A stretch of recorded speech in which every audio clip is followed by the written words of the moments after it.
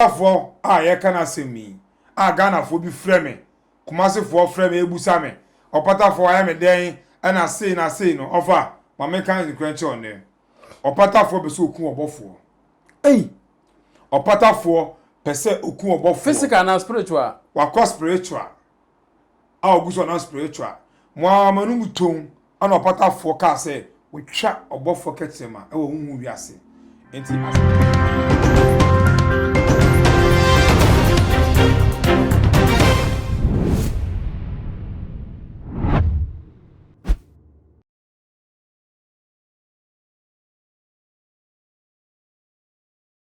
abusian for makwaba bio abusian over ya san be bio over na de yadru so no obofo asantema obofo ene opatafo mitie ensem bia opatafo eka ase oka bibi di twi obofo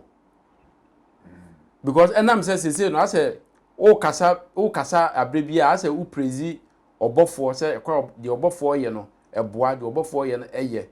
enu nti na ayete se na dwena ye nsem se wo ne obofo ewo link bia na bibisa enu nti mintumi hu case poti a ewo sankrofo no mienu entem ehinta sem be na ewo ho ofa da no asem we na me se kamen kabi because asem no ese kamansa kama na mu hu yase a wo ye na juma so ati ase me ka to se mo wono kama be to me nkra me kasa ese eye obofo asantema obofo iron boy me chiao iron sharpen iron di umre opatafo a ye kana semi a Ghana fo bi freme Kumasi fo freme ebusa me opatafo aya me den na sei no ofa ma me kan kwenche one opatafo be so okun obofo opatafo pese okun obofo physical and spiritual wa spiritual a oguso na spiritual mo amanu muton ana opatafo ka se we twa obofo ketema e wo hu wiase enti asanteman ekasa enkobie da bia busia me ba na se yehwe nyamesum mu ana yehwe esom a wo mu ewo mu ya obofo na edi kai ana obia so nyim se ne obofo powers a wo ene ade na ede na opatafo a oba na nsan ya betumi spiritual betumi defeat obofo ena me gaze hu wiase no opatafo epese okun obofo eno ena kama ebusuekuo yeteye ana kama suma se me na bonten na me be ma opatafo warning se de oye no wunjan adwe na wafa wo tim se opese okun obofo no aden obofo de na opatafo akola no ede na obofo ayo opatafo se obofo ono ani nkofo bia ono mu nante ye prince some years ago se no no mo nka se no yakopon pagya no se no wafa ni nyame som in a different level wafa different squad ono boss no say eye old friends ne ya titi anavofo no eye omo ya eye opatafo na nkofo it is nkofo na omakọ ha opatafo no opatafo na je say ka 2020 ko be hye obofo ho nkom nanka physical and spiritual hu wiase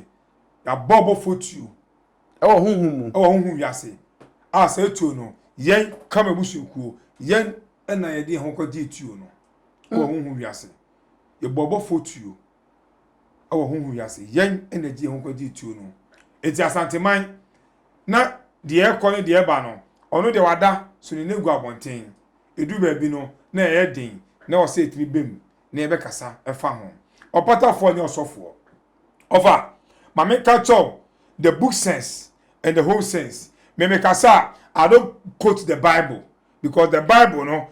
Chilabosom any asofo penepon we say Bible is history but we believe in the Bible because there are some things in the Bible we still have to learn we still have to go through it e o say tran yemu near the boy bra opatafo ni osofo opatafo sabi ni wiase onami na no ebuso ofri mu no omo ye wretched family opatafo pa ombo ebusuani titiribi ebusuemu the particular woman ombo ni di ni entie now for abrochefo ma over 2,000 to 3,000 frame phone so enemy din komo ina ask for body pains obi afre one God be one God anadwo mitimi nda one God me kwa adwuma mitimi nya adwuma ase di jegu me so one God me yese ya ase say ma be kwa dos na adwuma kwa yi na di adwuma wo yi na di o US adan ya oba adwuma otimi tia ase ma me so du adwuma na no ho hyehye no na bibi ye no eti o ka kire ye no na ye say ye hwe akiri kama ko huhu wiase e ba ye no na ma no ebi ti hye akolongia ase ebi ti hye you can say it's a pharmacy ebi ti say you can say antoa ebi ti say ti gare mu na say opatafo say o money sika say o spiritual marriage problem say o pawo yare bibi da so bia no na ono odo se sika kakra akoma ne konfo na ono ne konfo na gunsa ti konfo ne gunsa egunsa no na ofre abosumo okromo na edi abosumo okromo so fa mo ye judges omudi asem so atase so bosum judge arenti na wo de sebi obi asem ekakoma no agisika ofa enka abosum mudi sika arenti na se obi bodua ewia edikosia ena petese bodua ewia yen kan sika be fafa ne ga na ngudu se antoa uwia afakodidi arenti bodua ewia yen kan sika ngudu se tigale uwia afakodidi because omun jisika awu homa se ko mun jisika ba se omu ubodua na se dua no enya obi a omutumi eji amanye bi de wona ope na do ho aba ofa empanifo se yenko tete adumra eno ne ahaban so nwurem so yekwa be nante ye nante so yesu komado ye ni na yesika okay ye ti ase but opota for the idea onye sofo obatena ase somoti ase wo kan ye okotu bible no ana yakopon that shall not debe ana obonsam no ebe so yakopon hwe opota for onye yakopon yebe ba ho na de me bisa ne se a wo kire mu ya eno anso na wo kire mu yi afa de kakwa ne se de eda wo mu ntem na ugu so a wo kire opota for be so ko obofo me na me ka omra bon trofesi mu one on one abi what teme me so me hye kofa no chi yakopon fe na 27th March opota for se obetutu yale ohaw ina na buso ofri mu akohwefo buso mu no watimi etuto ya lewi opota for boys olomo nam a mo kire wo mo omunya baby na omu fi wasamu ya lewi opota for na sole members enkurasefo no kofo mu checho musika no opota for wasamu ya lewi a Ghana for he come say me catch Ghana for we asafa na ina ofa Ghana for a mu we asafa na ina mu tie niye one God me kasama Ghana me kasama kama ena me sakasama Nyankopon kama say oba be ma wo no be ma oba kan wa e wo no sanipa no so ye nipa na o ti land na o ti one God there ti de kan no opatafo wa wonim na ba sani usika edam opatafo so opatafo nje na ofanya spiritual matters and spiritual issues ema no me catch us one adwuma wo ye be yi wodi two come say obesa atoyare a ye cancer and diabetes e dey amount it is enkwose we to for me ana ehintase we to for me e koma brochefo eni Ghana for mo Ghana hey na wa so be there come ebusuku no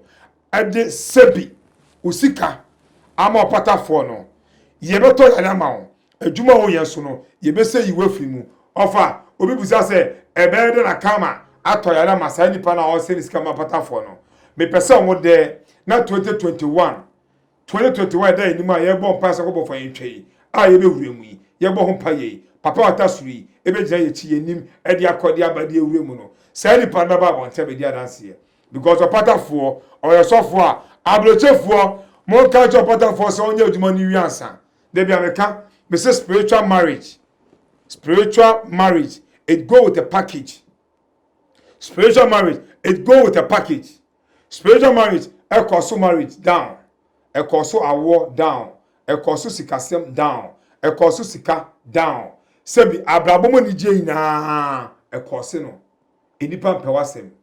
onipa bi spiritual marriage no enipa eni ho do oto ade kra ye nto ubi adwuma na egu de obeye bia be sei abrochi nkrata unye bi obetwa unye bi hwe opa waloba na ho fe bo ne ho ka obetwe mpra wochi obema opa boba ho ka at the end on ware oka kwale pa wofro oba chichis kama bema on ware oka kwale oba wofro. It is spiritual marriage, the only person, the whole Ghana of a year, the whole Ghana, no person to be a spiritual marriage. A one God, the pet, meso, me family man tuja, or patafo, or nyasofo. Now no, obi friend ya, or say, maybe say me go patafo sorry, nine major members, and then the clients, say you go for my client too, or me a client. Share. Me no me kan say wo Ghana say yenkum odwedini eyede endidwa spiritual marriage enye sika na ede ye ene ka cha brochefo no de ope no family so also to be spiritual marriage ya opatafo wo buso ofri mu e makro nya ware opatafo wo buso ofri mu e mema kro enye sika opatafo wo buso ofri mu e mu ade hye ene mu nkoafo ina no omo yare boys anu mo nam hu wiase me bangochi sa kwa no or interview called spiritual marriage sa boy no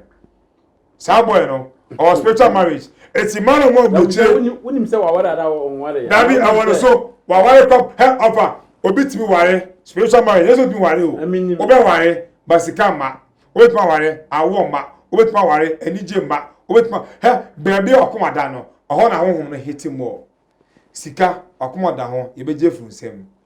sebi adwuma sem yebeje funsem awaresem yebeje funsem awonsem yebeje funsem last one enipa hodo yewe sasa Jerusalem 5 spiritual marriage number 5 we say enipa bia woni saade we say sa stars no enyina so no number 5 we say eku against wa ofa obebre owiase abusia utro challenge bi ma opatafo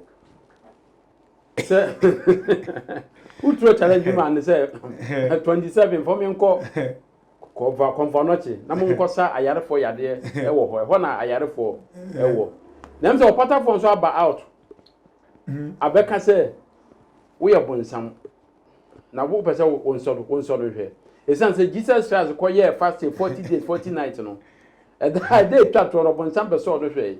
enu nti Yesu kra o ye Yesu no wa ma ne ho kwai se obonsam nso no hwe nti je wo kan je agro na wudie opatafo is a failure opatafo nya sofo ofa hwe nyakopon no mo bia fa no tutu nyakopon da obete asofo nkosiafo bitimi ka se nyakopon me se sebi asofo ebinim nkosiafo bi etimi ka se nyakopon ekonye nyakopon odipena no papa no oba enyo bema na nyim no Holy Ghost na nyim no Holy Ghost na nyim no eti nyakopon ne blood group kwabo no enye Joseph diao Jesus Christ ni moja no Joseph die nim ana ne maame so die kra so nim because ewiase oba na be me hya mo wo a akola na wo be mu no ofa be ma ni moja tina ekoye die a ye check ye check the be ma ni moja first ansa ko check oba na die no opatofo o se oyosofo me ye bonsam be pe me de me jijo mo fosika me dada manfo me robo me my Ghana da Mrs. me my Ghana da de kama de ama me no se me nye no offer eno me ye offer ebi busa me se kama me sia no we kama billion years or so many years ago bombo wiase ono be wiase no o say okoma ebibifuo but onyi ni wodi eni bibi ni dia adwuma da me na me the first person a wabasra me on on me ye adwuma eda mesisi obi osikasem no sada na no be ja me tridie there's a kama no on kama they say on pebone wa kire me ade a menye enfenidi e ma me ton ni 2 million no e me nipa 2 million da se me sa no yakopon so team so stamps no se na wa shita so ma se me nation sia one no sa na kama ayeme ti me ye kama president yen ene toyare ma yen ene sayare yen ene free yare ena yen so ne yare so hintaw hwa na no kama so ka kire me o se Ghana ha minister de briye o cancer ibo diabetes ibi ba benya ministers Ghana minister current ministers current MPP ministers ni NDC ministers ameke obi a wo cancer awo diabetes awo stroke awo we say kidney issue bia no our hospital more than 2 years I saw yale no e spiritual say nipa no the whole world me one god me na one udru so mo yade e bo ma mo weske se dodo na akwa abroche da abroche kwa solution ni wo me tuwe mo abrofo be se fo a me sa mo yale abroche me so mo mra Ghana but later me dwen one am say da bi omo ba omo no the one who live omo life no obe ha wadwen fa ne pie fa ne kwa me so me ni satan for pie no ti kama say omo ntra ho no ma na ye fa edu ni to omo huhu wi asenso no obe sa yale ho eti kama ya ho ma so we bi a wo sa yale ni bi sa spiritual sickness they say diabetes a spiritual sickness,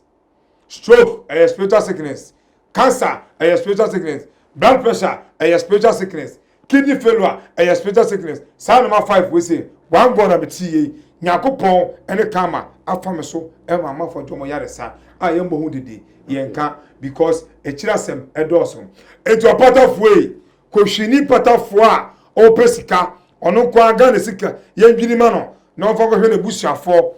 useless family na ofiri mu no omo di hia mu pa adwumanye opatafo ofa awoso okokira de free education na do di bae awoso opatafo okokira nkola na de because onanga se mu teacher onye pastor onye spiritualist onye teacher se wanka Genesis a onim nyansa se wanka ofa meba me se opatafo se wanka Genesis a otimi kasa se wanka Matthew a obodam se wanka e ka se Colossians tebi onim nyansa Bible musem ana otu edididie offer it is time we also speak from the mind. Let's speak from the mind. Yakopon ma yadwen ani nyansa enye bibia o Bible ni mu bia na eye ne kure Bible ni mu ensem bebre mu eye ne kure bebre mu so eye ne kure etimi mituwe I respect the Bible me read the Bible now because me have the direct link spiritual person honhoma onote ewiase ote suheya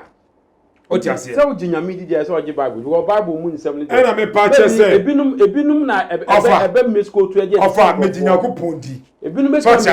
eje me je Bible ni di opatafo ono no Bible mu nsem no otu opatafo so onim nyansa pa o me yesia he me do me my Ghana so o to challenge ama o rabi ofa osi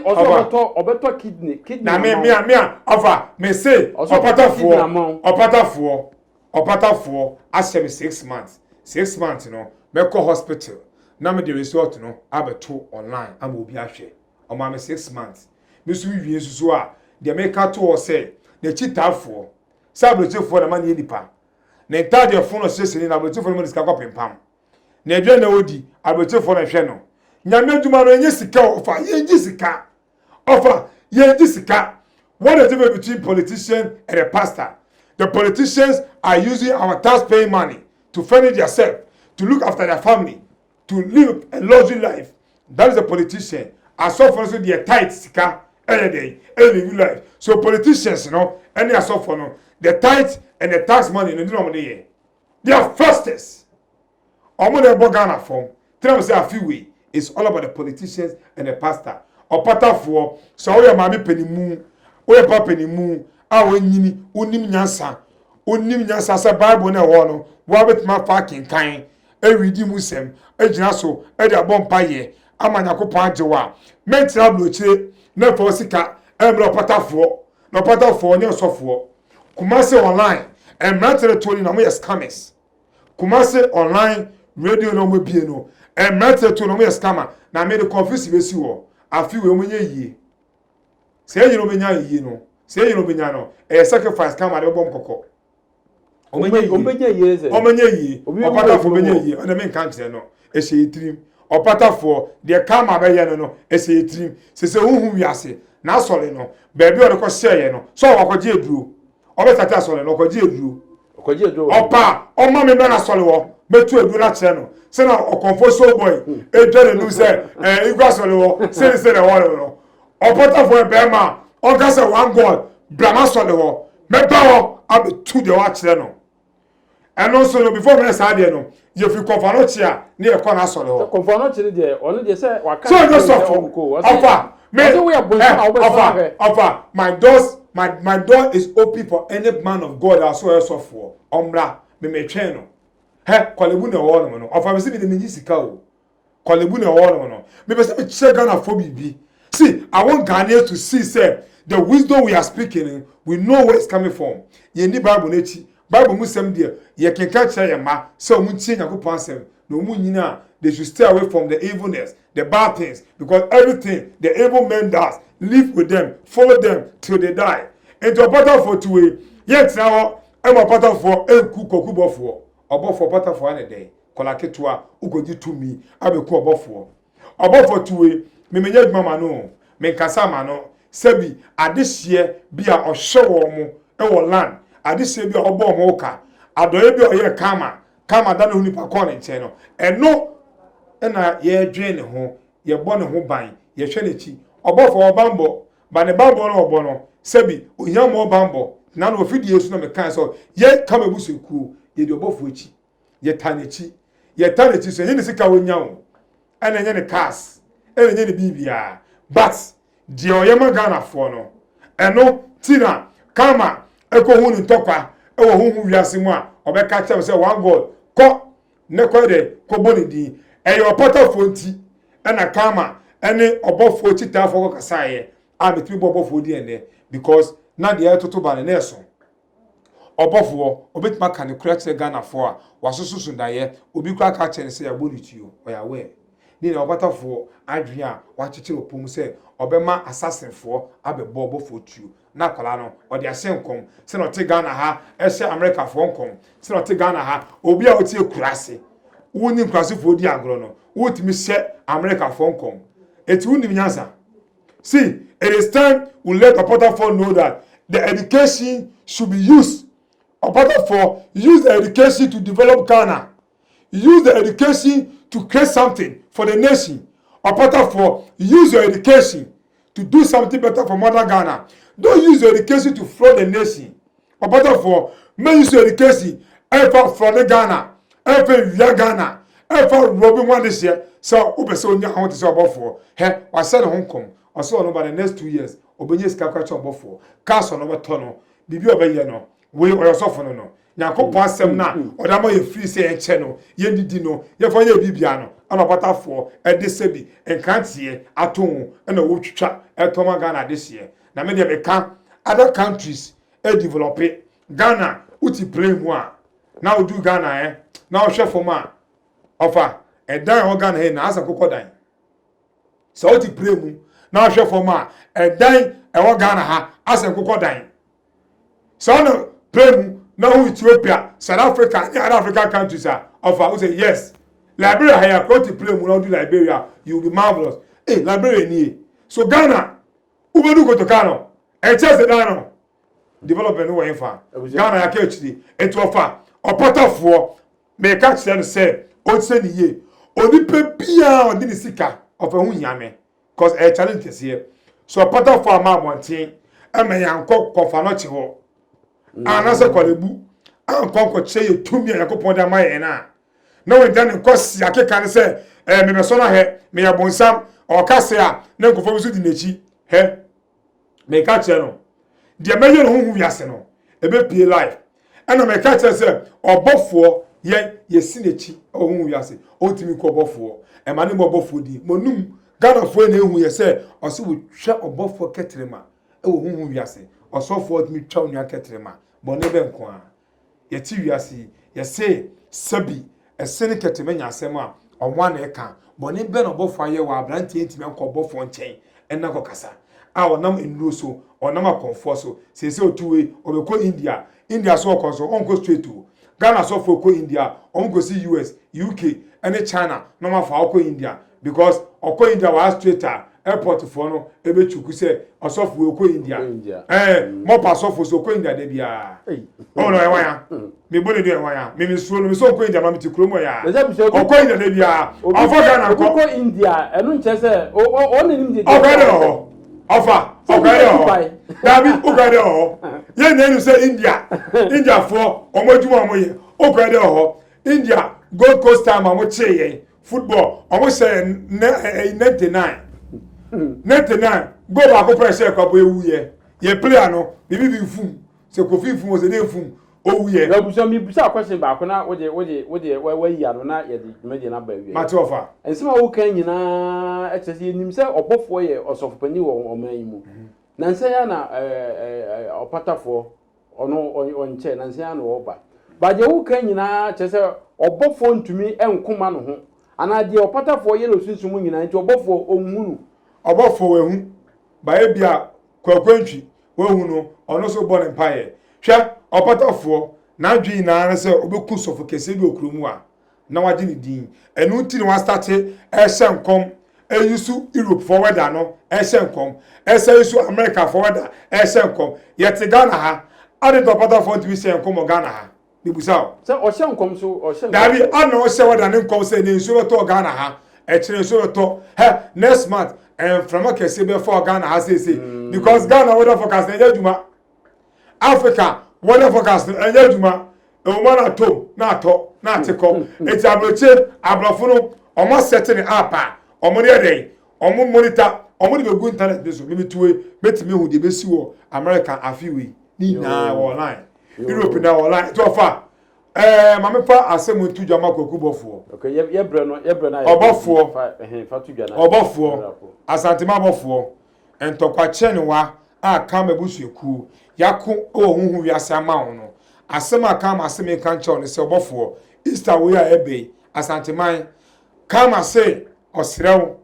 bomoden na Easter we oni prison fo ni kama se obofo ento aduane onto cheliwate onto tawo ene sapo ena semna enkoma Ghana prison fo Easter we say entokwa ye kwama no opatafo ekoku no entokwa ye akwama no ama opatafo tima babonten ebi no numu to se wotwa ne ketrema no wotwa mpa Etontoma Ashanti region prison for na se bebe opibia bebe so ebia Accra ha o se Kumasi o se Takoradi o ye de ye se na se bi sika amafo so adama me no sika onyamade be ma me no se wo nyi sika ana se ana amafo so ma sika tie ofa amafo so ma sika ana se sika ka obofo so o kana se o che sika o you good guy o tiri pass o do nipa sika obofo da ma me no amafo so da ma me no me ka che ne se onfa se sika no enkoma eprisiafo kama se osofo pani oda APC ano na kwa kire no na ne ketre ma na abrantere se otwa no ya fixa man dada sese no okasa ebeko ba bia eti me ka kire no ofa ma mesisu bi ma no ebe na dura kofi kama se on to aduane on to cheliwate on to tawo na on santo sapo